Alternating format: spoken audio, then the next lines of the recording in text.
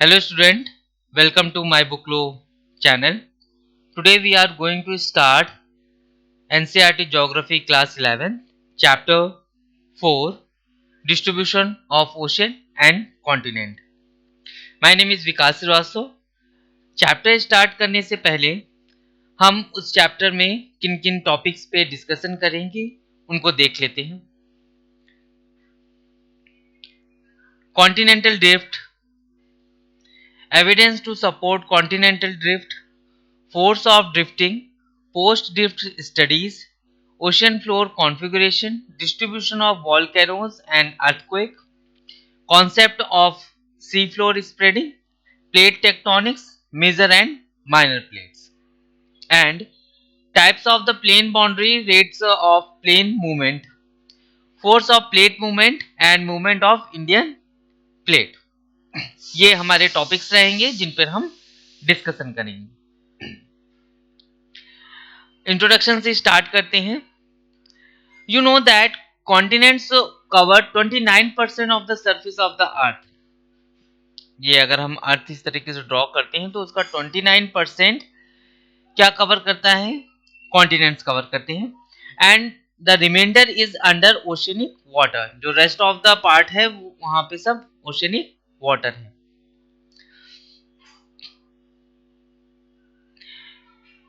अब इस पे हम स्टडी करने के लिए कॉन्टिनेंट कैसे बने या आज के समय पे जो हमें इंडिया या यूरेशिया या यूरोप, अमेरिका ये इस तरीके से सब डिवीजन दिखता है, ये किस वजह से दिखता है और कैसे ये बने हैं, इन पे डिस्कशन हम स्टार्ट करते हैं.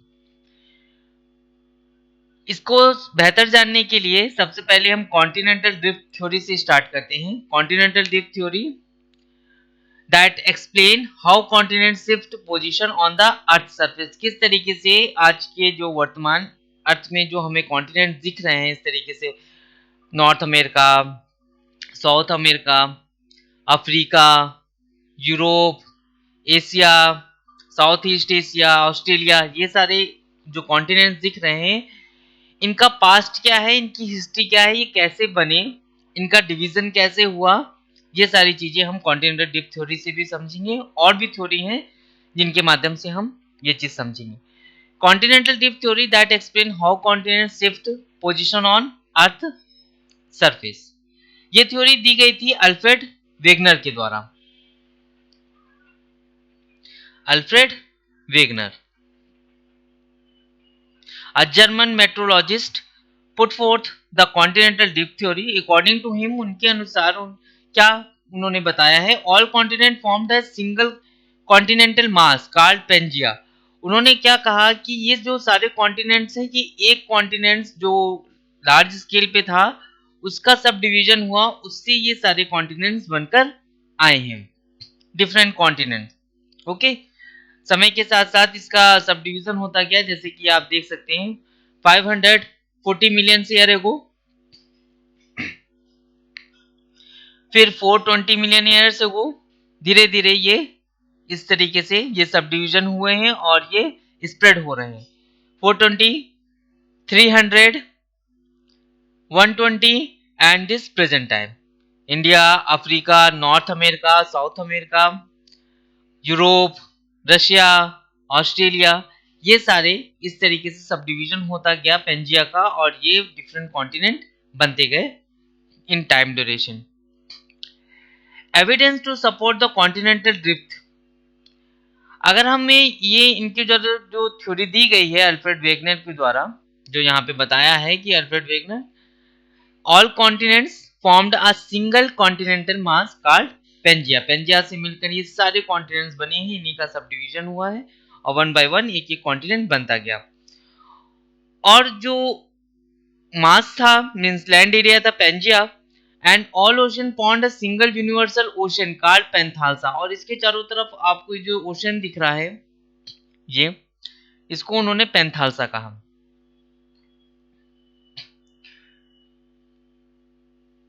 Around 200 million years ago, the Pangaea began to split into two large masses called Laurasia and Gondwana.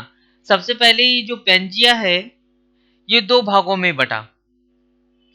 Laurasia and Gondwana.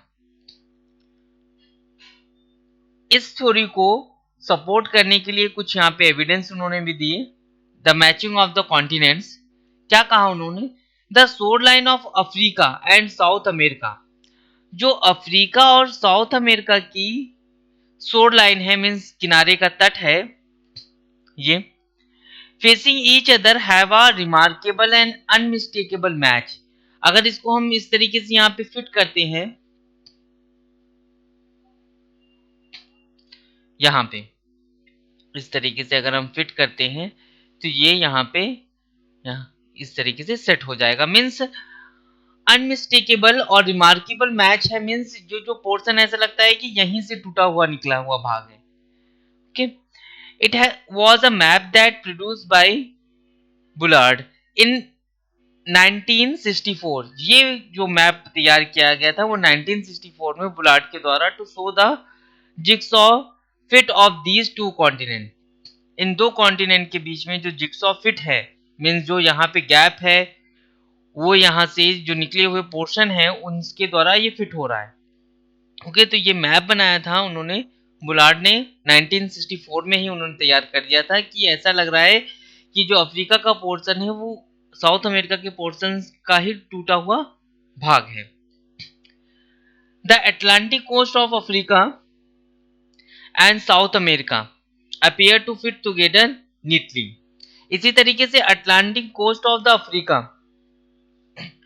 And South America appear to fit together neatly like a piece of jigsaw puzzle. इसी तरीके से Atlantic Ocean coast of the Africa, जो Africa का ऊपरी part है, और यहाँ पे अगर हम नॉर्थ अमेरिका ड्रॉ करें तो ये पोर्शन यहाँ पे इस तरीके से सेट हो जाता है like a piece of jigsaw puzzle. जैसे कि जिक्सॉ पजल के जो पीस होते हैं, जो यहाँ पे खांचे बने हैं, यहाँ से निकला हुआ पोर्शन वहां पे जाके फिट हो गया। ओके,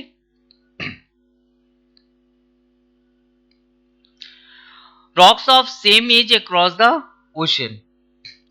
और क्या हमें मिलता है, एक तो ये जिक्सॉ वाला एग्जांपल हो गया कि हमें काफी पोर्शन इस तरीके से लगता है कि यहीं का टूटा हुआ भाग है, और प्लस और क्या चीजें हमें मिलती हैं, rocks of the same age across the ocean.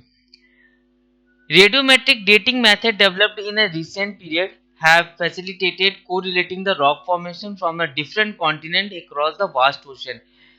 इनके बीच में इतना ज़्यादा गैप होने के बावजूद, जैसे कि साउथ अमेरिका हो गया और अफ्रीका हो गया, यहाँ पे मिलने वाली रॉक में काफ़ी सिमिलरिटी है। ये तब पता चला जब हमने रेडियोमेट्रिक डेटिंग करी इनकी, तो हमें काफ़ी सिमिलरिटी मिली इनमें। The belt of ancient rock of the 2000 million year from the Brazil coast match with those from the Western Africa. यहाँ पे जो एंशियंट रॉक की बेल्ट है इस साइड पे, और ये जो ब्राजील का पोर्शन है यहाँ पे मिलने वाली रॉक, इनमें काफी सिमिलरिटी देखी गई है। ओके, और वो भी आज के समय की नहीं, 2000 मिलियन ईयर पहले की जो रॉक है उनमें सिमिलरिटी देखी गई है।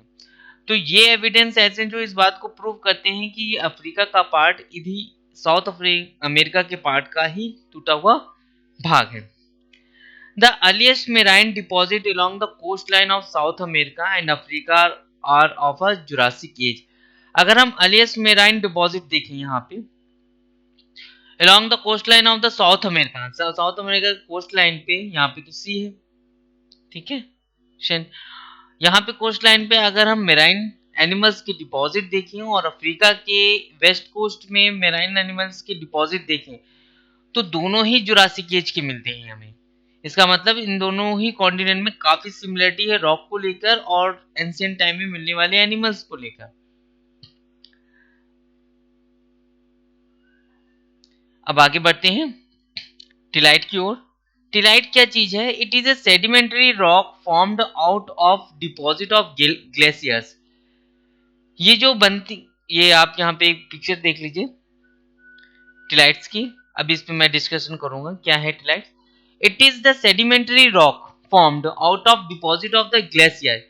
ये ग्लेशियर से बने हुए हैं। ग्लेशियर क्या होते हैं, ग्लेशियर वो होते हैं जो बड़े बड़े हिमखंड होते हैं, ठीक है, और ये इस तरीके से फ्लोट करते रहते हैं या एक जगह से दूसरी जगह तक मूव करते रहते हैं। ओके, ये glacier on the land. It is sedimentary rock, ये सेडिमेंट्री रॉक है formed out of deposit of glacier, जो ग्लेशियर से टूटकर बनी है। The Gondwana system of sediments from India is known to have its counterpart in 6 different land masses and southern hemisphere. Gondwana system of sediments from the India is known to have its counterpart in a 6 different land masses of the southern hemisphere. Means जो southern hemisphere है इसका 6 different means अगर आप देखें तो ये हमें मिलेगा कि 6 तरीके के विभिन्न लैंड मासेस से मिलकर बना है। मीन्स या तो ये कह सकते हैं कि इसमें 6 वैरायटीज मिलती हैं। Okay, 6 different land masses of southern hemisphere, जो इसका सदर्न पार्ट है यहाँ पे। तो वो क्यों है, कैसे है? At the base the system has thick tillite indicating extensive and prolong glaciation. Glaciation का मतलब वही जो फ्लोटिंग होती है बड़े बड़े हिमखंड की लैंड पे, वो। The system has thick tillite indicating extensive and prolonged glaciation. Tillite क्या इंडिकेट कर रहे हैं हमें कि एंशिएंट टाइम में एक्सटेंसिव और प्रोलॉन्ग मीन्स काफी समय तक बहुत बड़ी मात्रा में ग्लेसिएशन हुआ, मीन्स हिमखंड का एक जगह से दूसरे जगह मूवमेंट हुआ। Okay, the counter part of this succession are found in Africa. इस तरीके से हमें Africa, Falk island, Madagascar, Antarctica and Australia और प्लस इंडिया, यहाँ पे रॉक्स में हमें काफी सिमिलरिटी मिलती है सदर्न पार्ट को लेकर। यही 6 डिफरेंट लैंड मासेस की बात की जा रही थी कि सदर्न हेमिस्फीयर में अगर हम देखें तो इस तरीके से 6 डिफरेंट लैंड मासेस मिलते हैं, उसमें से बहुत सारी चीजें जो हैं जो इंडिया में भी मिलती हैं। अगर सिमिलरिटी देखी जाए यहाँ के रॉक्स वगैरह में, अफ्रीका हो गया, फॉक आइलैंड हो गया, मेडागास्कर हो गया, अंटार्कटिका हो गया, ऑस्ट्रेलिया हो गया। Overall resemblance of Gondwana type sediments clearly demonstrate that these landmass had remarkably similar histories. अगर हम इन पे मिलने वाले रॉक्स पे स्टडी करें, जैसे कि ये टिलाइट है, अगर इस पे स्टडी करें तो हमें ये मिलेगा कि इन सारे जो 6 लैंड मासेस हैं यहाँ पर सेम रॉक ही मिल रहे हैं। मीन्स इनका जो उद्भव हुआ, जो इवैल्यूएशन हुआ, इसका मतलब ये है कि सेम टाइम पे हुआ और धीरे धीरे धीरे एक साथ ही ये सारे रॉक्स बने, और जब इनका सेपरेशन हुआ तो ये अलग अलग एरिया में बट गए।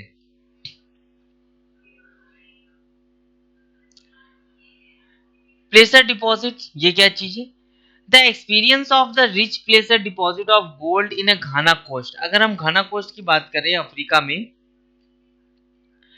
की घाना कोस्ट की बात करें, the absolute absence of source rock is the region is an amazing fact. अगर घाना कोस्ट की बात करें तो हमें यहाँ पे काफी बड़ी मात्रा में डिपॉजिट ऑफ गोल्ड मीन सोने के डिपॉजिट मिलते हैं, कलेक्शन मिलता है, मगर ये एक अचंभे वाली बात है कि उससे जुड़े हुए जो रॉक्स है वो यहाँ पे नहीं मिलते। मीन जिन रॉक्स की मदद से या जिनसे के रिएक्शन की वजह से गोल्ड बनता है, उस तरीके की रॉक्स उस एरिया में मिलती ही नहीं है, मगर सोना मिलता है यहाँ पे।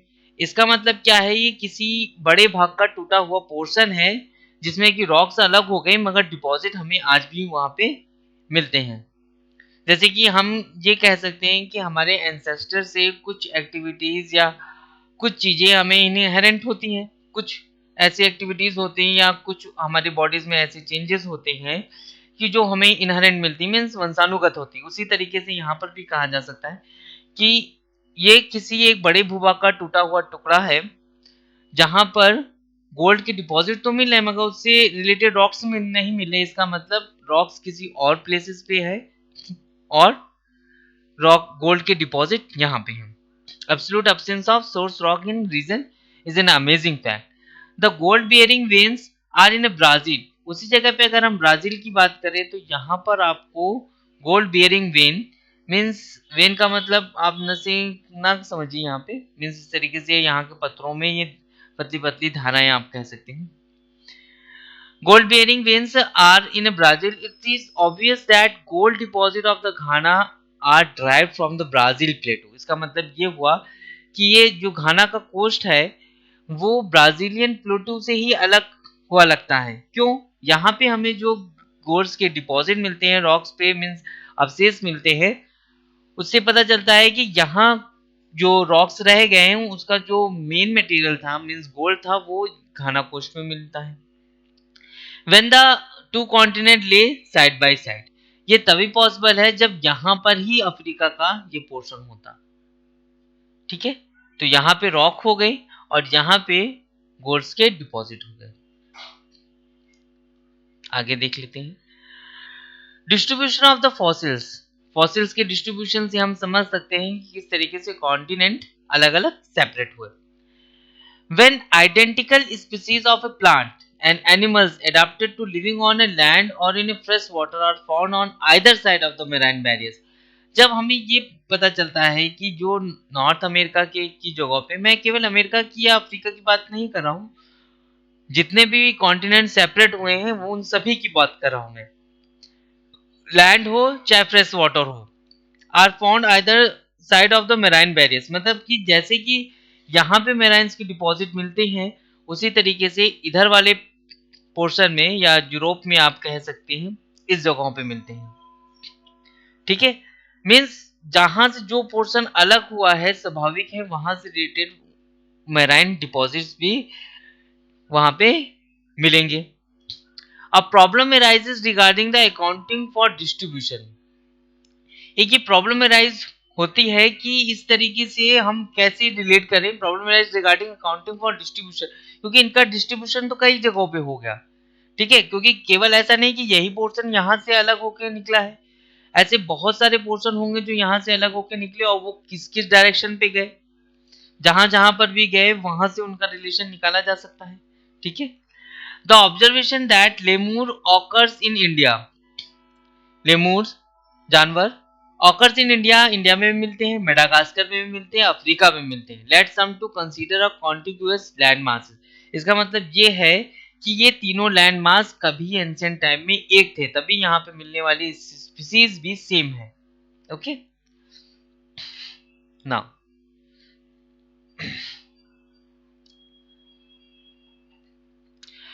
Mesosaurus was a small reptiles adapted to swallow brackish water.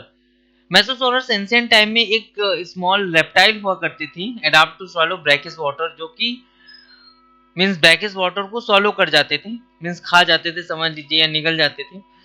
The skeleton of these are found only in two localities, the skeleton of these are found only in two localities, the southern Cape province of the South Africa and Irawar formation of Brazil. ये आपको दो जगह मिलेंगे mesosaurus reptiles. ठीक है, इनके आपको जो मींस फॉसिल्स मिलेंगे ये दो जगह ही मिलेंगे, एक तो southern Cape province of South Africa, South Africa के केप प्रोविंस में, वो भी सदर्न पार्ट में, और Irati formation of Brazil, means Brazil की के कुछ जगहों पे। इसका मतलब क्या है कि फॉसिल्स भी एक जैसे मिल रहे हैं, मींस एंशिएंट टाइम पे ये कॉन्टिनेंट अलग अलग ना होकर स्टार्टिंग में ये एक बड़ा सा लैंड मास था जहाँ पे एनिमल्स भी मिल रहे थे उस समय, पेड़ पौधे पत्तियां फ्लोरा एंड फौना, और रॉक्स की सिमिलरिटी से भी ये प्रूव होता है। फोर्स फॉर ड्रिफ्टिंग, ये हुआ कैसे कि ये कॉन्टिनेंटल सेपरेट हुए? भाई इसका भी तो कुछ ना कुछ रीजन होगा कि अगर ये कॉन्टिनेंट सेपरेट हुए तो उसका रीजन क्या था। इस तरीके से यहाँ पे अगर हम देखें तो ये कॉन्टिनेंट सेपरेट हुए, ठीक, तो इसका रीजन क्या था कॉन्टिनेंट सेपरेट होने का?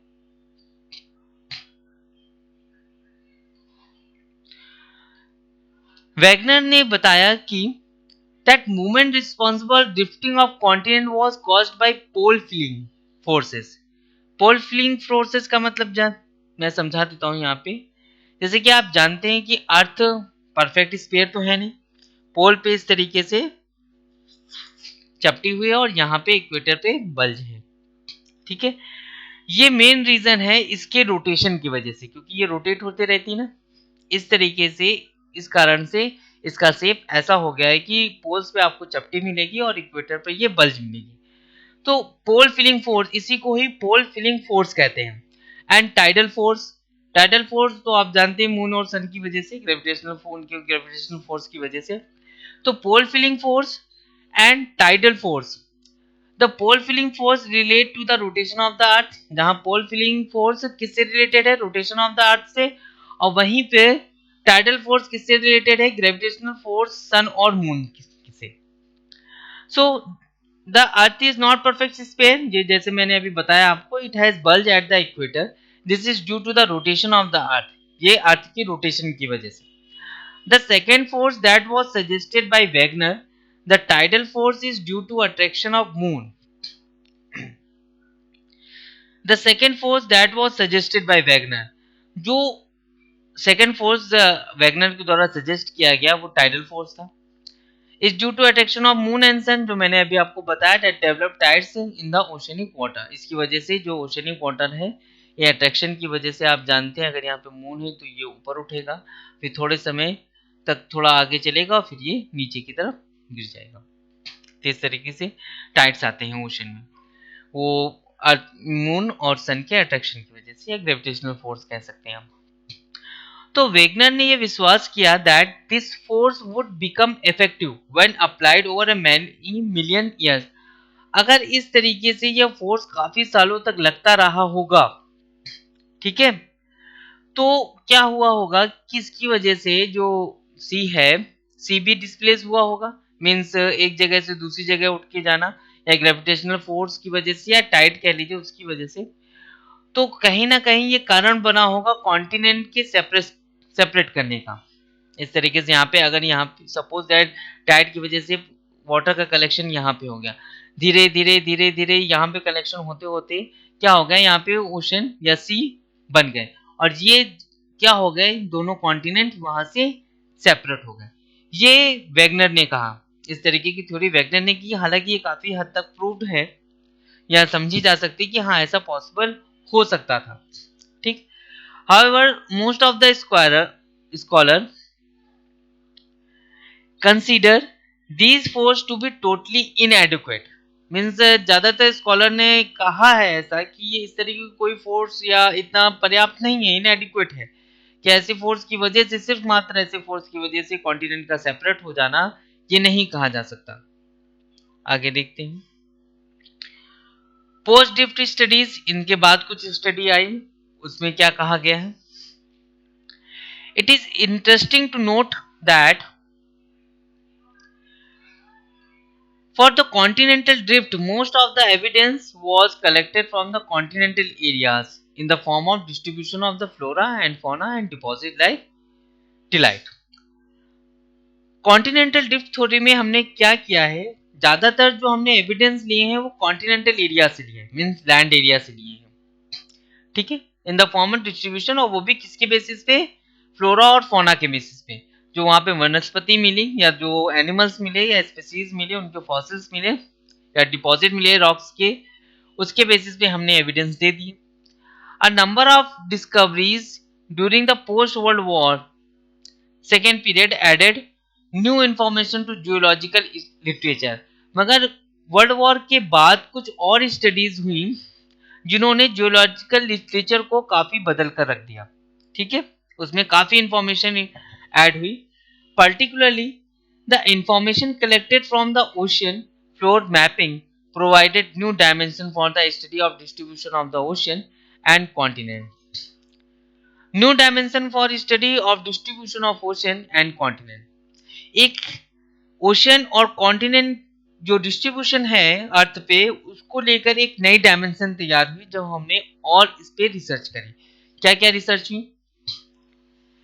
कन्वेक्शनल करंट थ्योरी, एक और थ्योरी दी गई कन्वेक्शनल करंट थ्योरी की, आर्थर होम्स के द्वारा 1930 में। Discuss the possibility of convection current operating in the mantle portion, उन्होंने कहा, जैसे कि मैंने आपको पहले क्लास में फिगर दिखाया है, कि अगर ये क्रस्ट है इस तरीके से और ये मेंटल,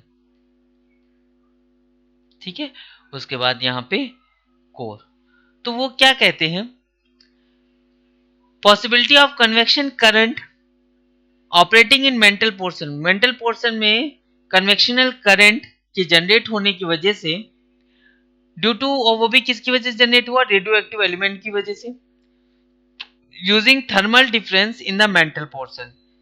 क्या हुआ, एक थर्मल डिफरेंस देखने को मिला हमें मेंटल पोर्शन में। थर्मल डिफरेंस मींस टेम्परेचर में चेंजमेंट हुआ। अगर हम इस तरीके की चीजें मींस रिलेट करते हैं कन्वेंशनल करंट थ्योरी में, जैसा बताया गया है कि the mantle portion this current are generated due to radioactive element. Radioactive element से कई सारी रेडियस निकली होंगी और उन्होंने जो मेंटल का पोर्शन है वहां के टेम्परेचर को काफी हद तक चेंज कर दिया। जैसे जैसे चेंज होता गया, Holmes argue that there exist a system of such current in the entire mantle portion. हाँ, आज भी अगर हम रिसर्च करें तो इस तरीके के करंट हमें मिलेंगे, such current the entire mantle portion means जो कि मैग्नेटिक होंगे या आप रेडियोएक्टिव एलिमेंट्स की वजह से होंगे, ये आप कह सकते हैं। This was an attempt to provide an explanation to the issue of force on the basis of which contemporary scientists discarded the continental drift theory. This was an attempt to provide an explanation to the issue of force on the basis which contemporary scientists discarded the continental drift theory. जो आज के contemporary scientist है वो उस theory को लेके चलते हैं, कन्वेंशनल करंट थ्योरी को लेके, और उन्होंने कॉन्टिनेंटल ड्रिफ्ट थ्योरी को डिस्कार्डेड कर दिया। मींस उसको नहीं मान रहे, वो इस बात को मान रहे हैं कि रेडियोएक्टिव एलिमेंट की वजह से थर्मल डिफरेंसेस आए और कॉन्टिनेंट सेपरेट हुए। Mapping of ocean floor. Research of ocean configuration that ocean floor is not just a vast plain but it is the full of relief। अभी तक जो हम डिस्कशन कर रहे थे वो था सिर्फ कॉन्टिनेंटल बेस्ड, लैंड एरिया पे हुआ, ठीक है। अब हम जो डिस्कशन कर रहे हैं mapping of the ocean floor, अब थोड़ा ओशन को बेस बना के हम डिस्कशन कर लेते हैं। Research of ocean configuration that ocean floor is not just a vast plain but is the full of relief. जो और स्टडीज हुई, जो मैंने अभी आपको बताया सेकेंड वर्ल्ड वॉर के बाद जो और स्टडीज हुई उसमें ये बाहर मीन्स निकल के आया, समझ में आई चीजें कि ओशन केवल एक वास्ट प्लेन नहीं है। Floor means ocean floor is not just vast of plain. Okay, अगर इस तरीके से हम ड्रॉ करें vast plain but it's a full of relief. Means relief का मतलब यहाँ पे आप आराम से मत समझिएगा, संतुष्टि से। मीन्स कई तरीके के स्ट्रक्चर बने हुए हैं यहाँ पे, ठीक है, दरारें हैं, माउंटेन्स हैं, इस तरीके से कई तरीके के शेप्स हैं अंदर, ठीक है। Expedition to the map the ocean floor in the post war period provide a detail picture of ocean relief and indicate the existence. अब ये बात आ रही है कि जो कॉन्टिनेंट में मीन्स ऊपर लैंड मास पे जो भी डिफरेंट टाइप के स्ट्रक्चर बने हैं तो उन पे तो स्टडी हो गए, उनसे एक थ्योरी निकल के आए, मगर जो ओशन के अंदर है डिफरेंट स्ट्रक्चर उस पे डिस्कशन अभी नहीं किया गया था। तो और डिस्कशन उस पे किया गया और तो और थ्योरी या और इंफॉर्मेशन बढ़ी। Submerged mountain ranges as well as a deep trench mostly located closer to the continent margin। इस तरीके से फिगर पे हम देख सकते हैं ये continental slope, continental shelf, continent, sea mount, volcanic island, abyssal hill, submarine, okay, trenches, इस तरीके से ये मैग्मा मेंटल पोर्शन में, रिफ्ट वैली माउंटेन्स के बीच में आपको इस तरीके से मिलेगी, और इसी को मिड ओशन ब्रिज भी कहते हैं। जो बीच में ये दरार है इसको रिफ्ट वैली और ये जो माउंटेन पोर्शन है इसको हम मिड ओशन ब्रिज कहते हैं। एबिसिल प्लेन ये और ये है। कॉन्टिनेंटल राइज, ये कॉन्टिनेंटल राइज हो गया, ठीक है। इस तरीके से डिफरेंट रिलीफ आपको मिलेंगे इसके अंदर, ओशन के अंदर, okay. Now submerged mountain ranges as well as deep trenches mostly located closer to the continent margin। Continental margin जिस तरीके के अभी हमने देखे कई सारे कॉन्टिनेंट शेप बने हुए हैं, continental slope, continental shelf, continent, इस ये सारी चीजें। The dating of the rocks from the oceanic crust reveal the fact that they are much younger than the continental areas। अगर हम इनमें स्टडी आगे की गई तो यह पाया गया जो ओशियनिक क्रस्ट है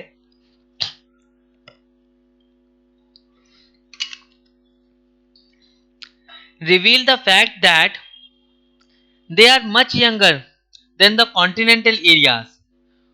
They are much younger means और ज़्यादा मीन्स अभी के बने हुए हैं in comparison to continental areas.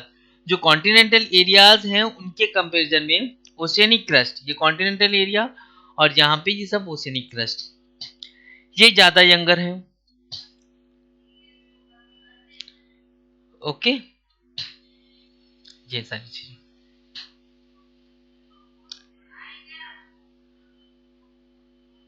Rocks on either side of the crest of oceanic ridge and having equidistant location from the crest were found to have remarkable similarities. Rocks on either side of the crest of the oceanic ridge, ये oceanic ridge, ठीक है, mid oceanic ridge, इस तरीके से ये सारे mountains. Okay,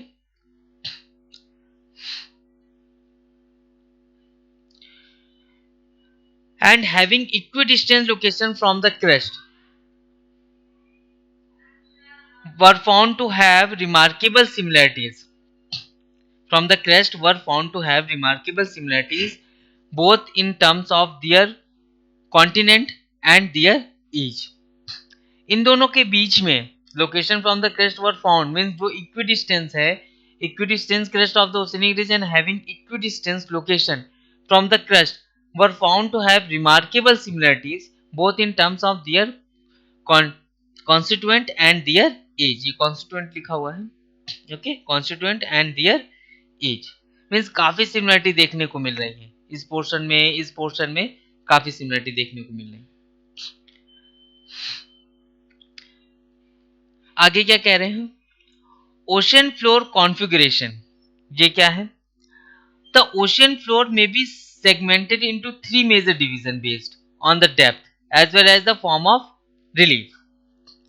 ocean floor में भी segmented into 3 major division, oceanic floor को 3 मेजर डिवीजन में बांटा जा सकता है on the depth, on the basis of depth as well as the form of relief, जैसे कि continental margin, deep sea basin and mid oceanic ridge.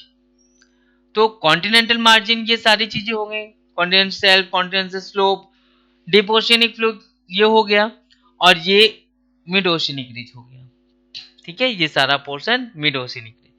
तो continental margin, deep ocean floor और ये मिड ओशियनिक रिज, इस तरीके से 3 भागों में इसको बांटा जा सकता है। नाउ कॉन्टिनेंटल मार्जिन की बात कर लेते हैं, इसमें क्या क्या चीजें आएंगी।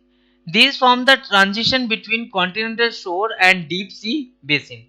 Definitely ये किसकी बात कर रहे हैं, कॉन्टिनेंटल मार्जिन में क्या चीजें आएंगी, ये कॉन्टिनेंट और ये बेसिन है जो सी बेसिन, इसके बीच के भाग को हम क्या कहेंगे, कॉन्टिनेंटल मार्जिन कहेंगे, जिसके अंतर्गत कॉन्टिनेंटल शेल्फ और कॉन्टिनेंटल स्लोप आएंगे।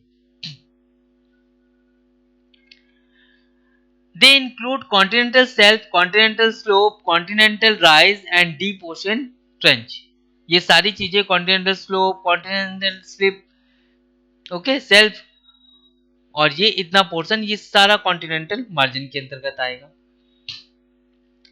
The deep ocean trench are the areas which are of considered interest insofar as the distribution of the ocean continent is concerned. Deep ocean trench are the areas which are considered interest in so far as the distribution of ocean and continent is concerned. Means deep ocean trench, ये जो बीच का portion है deep ocean trench means deep sea, ये ocean का part और ये continent का part, ये लगभग मीन्स ये जो सेपरेशन हुआ है इन्हीं की यहीं से स्टार्ट हुआ है, यहाँ से स्टार्ट हुआ फिर धीरे धीरे धीरे धीरे ये इतना फैलता चला गया, डिवीजन होता चला गया। Now shell plain, shell plain क्या चीज, ओके, ना इसको थोड़ा सा रफ कर देता हूं मैं।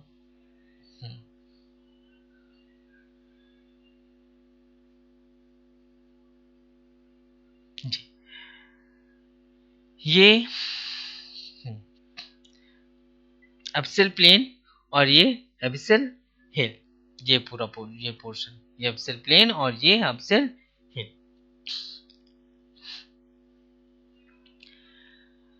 These are extensive plains that lie between the continental margin, जैसा कि अभी आपने देखा, and mid-oceanic ridge. Mid-oceanic ridge और continental margin के बीच का भाग abyssal plain कह सकते हैं। The abyssal plain are the area where the continental sediment that move the beyond margin get deposit. क्या होता है कि इसी abyssal plain में ये यहाँ से डिपॉजिट होकर आते हैं और यहीं पे इनका क्या होता है, कलेक्शन हो जाता है। ठीक है, इस तरीके से यहाँ पे कलेक्शन हो जाता है ना। मिड ओशियनिक रिज की बात करें हम, ये पोर्शन इसकी बात हो रही है, मिड ओशियनिक रिज, इस तरीके से माउंटेन शिप। क्या कह रहे हैं हम, this form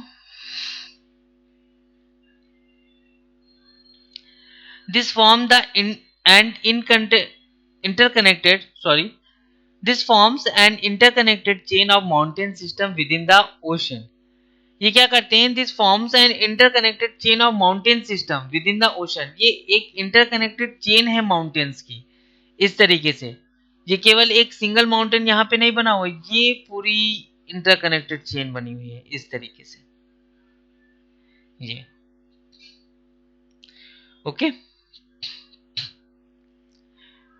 It is the longest mountain chain on the surface of the earth, through submerged under the oceanic water. It is the longest mountain chain, जैसा कि मैंने अभी आपको दिखाया, on the surface of the earth, through submerged under the oceanic water, जो कि oceanic water के अंदर submerged रहती है।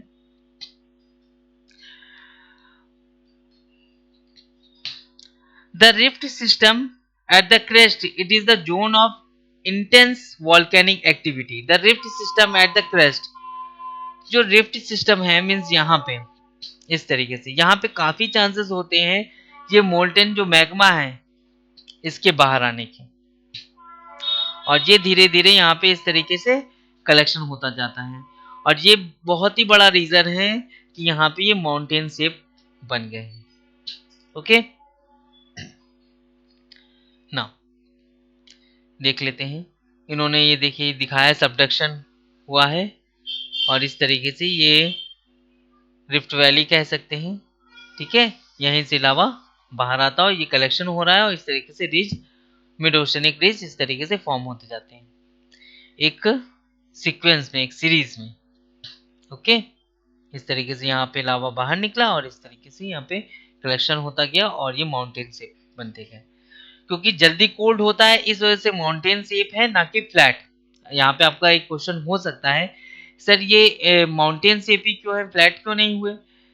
क्योंकि जैसे ही यहाँ से लावा निकला अंदर से, ओके, तो यहाँ पे ये इस तरीके से पानी की वजह से जल्दी ही ये कूल हो गया, कूल होने की वजह से, जल्दी कलेक्शन होने की वजह से ये फ्लैट शेप ना होके एक माउंटेन शेप हो गया। ओके, ये रीजन है। Now distribution of the earthquake and volcanoes, distribution of the earthquake and volcanoes, इस पे डिस्कशन करते हैं, क्योंकि अभी तक हमने यहाँ पे धीरे धीरे हम आगे बढ़ रहे हैं। यहाँ पे हमने बात करी लावा की, मैग्मा की, डेफिनेटली ये वॉल्केनो ही है, ठीक है, बट अंडर द ओशियन है, तो उस पर थोड़ा सा डिस्कशन कर लेते हैं।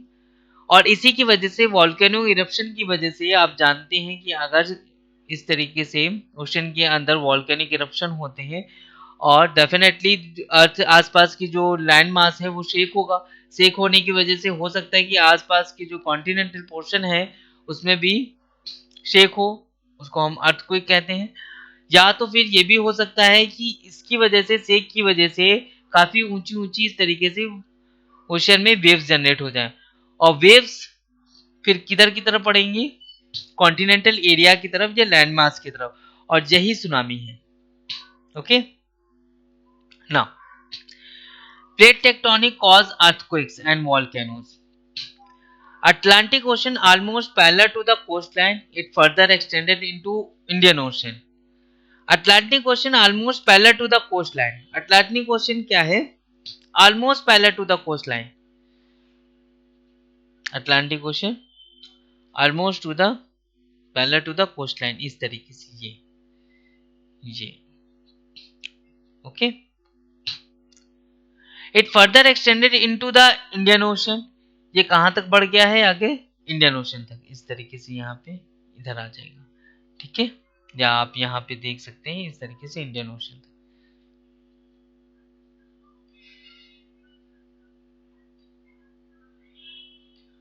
Okay, now the 2 points where 2 plates meet is called a plate boundary। वो 2 पॉइंट जहां पे 2 प्लेट्स मीट करती हैं या 2 प्लेटें मिलती हैं, ठीक है, इस तरीके से, एक ये कॉन्टिनेंटल प्लेट हो सकती है और ये ओशनिक प्लेट हो सकती है, जहां पे ये दोनों प्लेट्स मिलती हैं,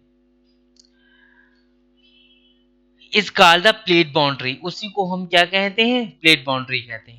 ये पूरी प्लेट बाउंड्री यहाँ पे मिल रही, ये पूरी क्या कहलाएगी, प्लेट बाउंड्री कहलाएगी, ठीक है, okay. Now earthquake and volcanoes are most likely to occur either on or near plate boundary। ज्यादातर वॉल्केनोज या अर्थक्वेक इन्हीं प्लेट बाउंड्रीज के आसपास होते हैं। डेफिनेटली अगर यहाँ पे इस तरीके से प्लेट बाउंड्री सबमर्ज हो रही है तो अंदर से लावा मैग्मा बाहर आएगा, जो बाहर आके लावा में कन्वर्ट हो जाएगा, या उसको कहें बाहर जो मटेरियल निकलेगा उसको लावा कहते हैं और जो अंदर मटेरियल होगा उसको मैग्मा कहते हैं, ओके। इस तरीके से उसका यहाँ पे कलेक्शन होगा। तो ये ज्यादातर किस मीन्स मेजर लोकेशन पे होगा जहां पे प्लेट बाउंड्री होंगी। प्लेट बाउंड्री कहाँ होंगी, जहां दो प्लेटें आपस में मिल रही होंगी, जैसे कि Alpine Himalayan belt as well as the rim of Pacific Ocean, ठीक है, इस तरीके से यहाँ पे आपको ये रिम ऑफ पैसिफिक प्लेट कह ले या रिंग ऑफ फायर भी इसको कहते हैं, okay. The earthquake are deep seated ones, यहाँ पे पहले काफी लार्ज स्केल पे अर्थक्वेक आते थे, क्योंकि यहाँ पर दो तरीकों की प्लेट, या इस तरीके से आप जो प्लेटें देख रहे हैं ना, ये तो माइनर प्लेट है, Nazca plate, Cocos plate, okay, Pacific plate, ये तो काफी बड़ी प्लेट है, इंडो ऑस्ट्रेलियन प्लेट, ये भी मेजर प्लेट का पार्ट है। ये सब यहाँ पे अगर इस तरीके से प्लेट मिलती हैं तो या तो सबमर्ज होंगी, मीन्स एक प्लेट नीचे जाएगी और दूसरी प्लेट उसके ऊपर आएगी, ठीक है। तो ये यहीं पे प्लेट बाउंड्री जनरेट होगी, जहां पे ज्यादातर आपको अर्थक्वेक या वॉल्केनो जैसी घटनाएं, ये देखिए आप रेड डॉट देख रहे हैं, ये सब यहीं पे प्लेट बाउंड्रीज हैं, और इसी वजह से इन एरियाज पे ज्यादा से ज्यादा वॉल्केनोज या अर्थक्वेक की घटनाएं होती हैं। The rim of Pacific is also called rim of fire, जैसे कि यहाँ पे दिखाया है कि इसको रिंग ऑफ फायर भी कहते हैं, ठीक है, रिम ऑफ फायर कह लें या रिंग ऑफ फायर कह लें, due to the existence of the active volcano in the area. ये किस कारण से, क्योंकि यहाँ पर सबसे ज्यादा एक्टिव वॉल्केनो, इतने ज्यादा आपको रेड डॉट अदर एरिया में नहीं देखने को मिल रहे होंगे जितने ज्यादा रेड डॉट आपको इस एरिया में देखने को मिल रहा है, ठीक है, इस तरीके से यहाँ पे ये हो गए, ये हो गया, इस तरीके से ये हो गए, ये हो गए, ये हो गए जी, ओके। ना आगे देख लेते हैं, ये हो गया, yes, the rim of Pacific. Now concept of sea floor spreading, जहां पर हम ये चीजें देख रहे हैं उसी जगह पे हमें ये भी चीज पता चलती है कि इस तरीके से अगर वॉल्केनोज हो रहे हैं या अर्थक्वेक हो रहे हैं और ये इस तरीके से लावा बाहर आ रहा है, कलेक्शन हो रहा है, माउंटेन्स बन रहा है, तो डेफिनेटली ये भी स्प्रेड हो रहा होगा, मीन्स सी फ्लोर भी स्प्रेड होगा। अगर इस तरीके से बीच में गैप आ जाता है तो डेफिनेटली आप जानते यहाँ पे जगह बन गई है, जो यहाँ पे पूरा इस तरीके से प्लेन हुआ करता था, अगर इस जगह पे यहाँ पे गैप आ रहा है तो डेफिनेटली ये इधर किसका होगा, ये इधर किसका होगा सॉरी, तो यही ओशनिक फ्लोर स्प्रेडिंग है, okay. The ocean floor spreading is a process that occur at a mid oceanic ridge, ये ज्यादातर आपको मिड ओशनिक रिज में देखने को मिलेगा। यहाँ पे ये यहीं से लावा निकला है तो डेफिनेटली यहीं से ये इस तरह इधर इस साइड में और ये इस साइड में स्प्रेड हुआ होगा. Okay. Now oceanic crust is through volcanic activity then gradually move away from the ridge. क्या होता है? वॉल्केनिक एक्टिविटीज होती है, लावा निकलता है तो धीरे धीरे ग्रेजुअली वो मूव अपार्ट, मीन्स एक दूसरे से दूर हटने लगते हैं. इसी को हम सी फ्लोर स्प्रेडिंग कहते हैं. It was realized that all along the mid-oceanic ridge, volcanic eruption are common. Definitely, mid-oceanic ridge में आप कह लीजिए दोनों एक दूसरे से कोरिलेटेड है. mid-oceanic ridge तभी बनेगी जब वहां पे volcanic eruption हो रहा होगा, और अगर mid-oceanic ridge बनी हुई है तो डेफिनेटली volcanic eruption हुआ होगा. Okay. They bring huge amount of lava to the surface in this area, जैसे कि मैंने अभी आपको बताया है. The rock equidistance on either side of the crest of the mid-oceanic ridge. Rock दोनों तरफ ही बराबर दूरी पे खिसकती है. So the remarkable similarity, definitely दोनों ही रॉक्स में जो कंटेंट या मटेरियल होगा उसमें भी काफी सिमिलरिटी देखने को मिलेगी in term of period of formation, chemical composition and magnetic properties. Chemical composition उसका और मैग्नेटिक प्रॉपर्टीज ये सारी आपको काफी सिमिलरिटी देखने को मिलेगी. Oceanic crust rocks are much younger, जैसे कि अभी हमने आपको बताया कि जो ओशनिक क्रस्ट है, समुद्र के अंदर मिलने वाली रॉक्स हैं, चट्टानें हैं, वो ज़्यादा यंग होती हैं देन द कॉन्टिनेंटल रॉक्स, जो लैंड मास में मिलने वाली रॉक्स हैं उनके कंपेरिजन में. The age of rock in the oceanic crust is nowhere more than 200 million year old. जहाँ पे oceanic crust is now means ये समझा जाता है 200 मिलियन ईयर ओल्ड है. ठीक है. उसी जगह पे जो कॉन्टिनेंटल रॉक है वो हम समझते हैं कि 3200 मिलियन ईयर्स ओल्ड की है, जहां पे ओशनिक क्रस्ट 200 मिलियन ईयर्स पुरानी है, वहीं पे कॉन्टिनेंटल जो रॉक है वो हमें पता चलता है कि 3200 मिलियन ईयर्स ओल्ड है. ओके. नाउ अब इसी पे और चीज ऐड होती है प्लेट टेक्टोनिक की. क्या है प्लेट टेक्टोनिक? अभी तक कॉन्टिनेंटल ड्रिफ्ट थ्योरी थी जिसके द्वारा हमने सेपरेशन ऑफ कॉन्टिनेंट के बारे में पढ़ा. अब ये प्लेट टेक्टोनिक क्या कहती है? ये मैकेंजी और पार्कर के द्वारा दी गई, और ऑल्सो मॉर्गन का इसमें भी काफी सपोर्ट रहा. Plate tectonic theory that earth outer shell is divided into several plates. इनका कहने का मतलब ये है कि जो अर्थ की जो आउटर सेल है, क्रस्ट है, ये कई सारी प्लेटों में डिवाइडेड है, सेवरल प्लेट्स में डिवाइडेड है. Okay. Plate also called lithosphere plate, और जो जिस प्लेट की बात कर रहे हैं उनको हम लिथोस्फीयर प्लेट कहते हैं, जो क्रस्ट और ऊपरी मेंटल से मिलकर बनी होती है. मैंने आगे चैप्टर 3 में उन पे डिस्कशन और फिगर साइज समझाया, जाके आप प्रीवियस वीडियो देख सकते हैं. मूव ओवर द एस्थेनोस्फीयर, जो कि एस्थेनोस्फीयर पर मूव करती है. एस्थेनोस्फीयर क्या है? ये जैसे लिथोस्फीयर है उसी के नीचे एस्थेनोस्फीयर मिलेगा. एस्थेनोस्फीयर जो मेंटल से मिलकर बना होता है. ठीक है. जो मेंटल से मिलकर बना होगा. सो लिथोस्फीयर क्या करती है? लिथोस्फीयर की प्लेटें एस्थेनोस्फीयर के ऊपर फ्लोट करती हैं.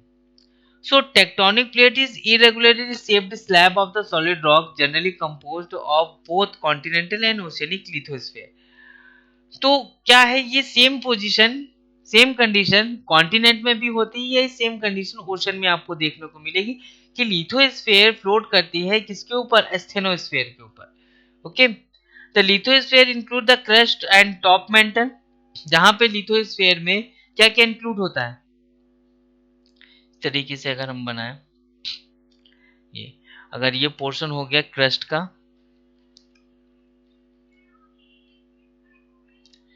और ये पोर्शन हो गया मेंटल का. ठीक है. तो crust and top mental, crust ये पोर्शन और टॉप मेंटल ये ऊपर वाला पोर्शन, ये पोर्शन मिलके क्या बनाएगा?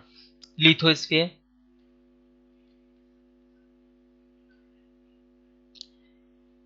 ओके.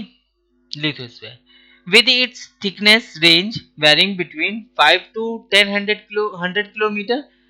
जो कि कॉन्टिनेंट में जहाँ पे आपको इसकी मोटाई 5 से 100 मिलेगी और वहीं पे ओशनिक पे आपको ये 200 भी मिल सकती है। ओके, इन अ कॉन्टिनेंटल एरिया और ओशनिक में, मींस कॉन्टिनेंटल एरिया में आपको 200 तक मिल सकती है और वहीं पे ओशनिक में आपको 100 तक मिल सकती है, क्योंकि ओशन में रेस्ट ऑफ द पार्ट क्या होगा, वाटर होगा। इतना तो सपोज दैट वाटर है, अगर ये 200 भी है डेप्थ, तो इसमें से 100 किलोमीटर तो आप समझ लीजिए वाटर है, तो रेस्ट ऑफ द 100 किलोमीटर आप थिकनेस समझ लीजिए उसकी। ठीक है, तो ये ओशनिक पोर्शन पे होगी थिकनेस और कॉन्टिनेंटल एरिया में 200 तक हो सकती है।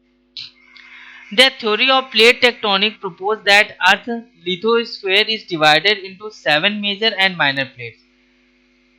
Lithosphere is divided into 7 major and minor plates. Lithosphere जो है वो 7 बड़ी प्लेटों और कुछ छोटी प्लेटों में डिवाइडेड है। ये मैंने यहाँ पे ऐड किया हुआ है। ठीक है, इस तरीके से जो मैंने अभी आपको डिस्कशन करके बता रहा था ना कि ये पैसिफिक प्लेट हो गई, ये इंडो ऑस्ट्रेलियन प्लेट हो गई, अफ्रीकन प्लेट हो गई, North American plate, South American plate, ये यूरेशियन प्लेट, ये 7 मेजर प्लेट्स हैं और minor plates Cocos plate, Nazca plate, ये सब माइनर प्लेट्स कैटेगरी में आती हैं। ओके, नाउ ये देख सकते हैं आप, ये क्रस्ट हो गया, ये क्रस्ट का पोर्शन है। ओके, ये अपर मेंटल है, ये मेंटल है, ये आउटर कोर, ये कोर। इसी की बात हम लोग कर रहे थे, क्रस्ट और अपर मेंटल मिलके क्या बनाएगा, लिथोस्फीयर।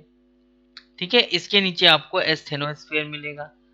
ओके, यहाँ पे नाउ द 7 मेजर प्लेट जो हैं, जो मैंने अभी आपको बताई, फिगर में दिखाई है। Antarctica and surrounding oceanic plate, northern America plate, south America plate, Pacific plate, India Australia New Zealand plate, Africa and eastern Atlantic floor plate and Eurasia and adjacent oceanic plate. ये इस तरीके की 7 प्लेट है। Antarctica कह सकते हैं, north America, South America, Pacific, India, Australia, New Zealand, African and Eurasian, 7 है major plate और कुछ माइनर प्लेट हैं। Cocos plate, Nazca plate, Arabian plate and Philippine plate. Okay, now इस तरीके से ये है। There are 3 types of plate boundaries. जो अभी हम लोग बात कर रहे थे प्लेट बाउंड्रीज के बाद, ज्यादातर अर्थक्वेक या वॉल्केनोज मींस होते हैं या ऐसी घटनाएं ज्यादातर होती हैं, तो उसमें भी कैटेगरी है, प्लेट बाउंड्रीज में भी कैटेगरी है जो कि 3 टाइप्स की हैं। एक डाइवर्जेंट प्लेट बाउंड्री और दूसरी कन्वर्जेंट, इस तरीके से, और तीसरी ट्रांसफॉर्म बाउंड्रीज। तो डाइवर्जेंट बाउंड्रीज देखते हैं क्या है। Where new crust is generated as the plate pull away from each other, जहां पर डाइवर्जेंट में क्या होगा, ये दो प्लेटें हैं वो एक दूसरे से दूर भागेंगी। The sides where the plates move away from each other are called spreading side, इसको हम स्प्रेडिंग साइड कहते हैं। ये हो गई क्या, स्प्रेडिंग साइड।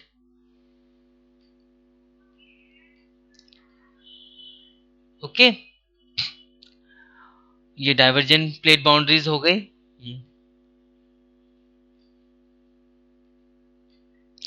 ये डाइवर्जेंट प्लेट बाउंड्रीज हो गए।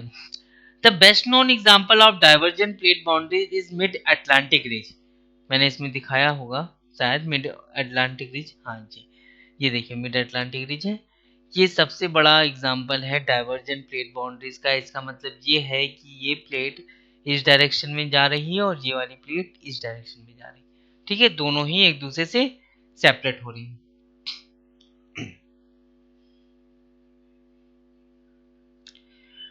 The best known example is mid-Atlantic ridge.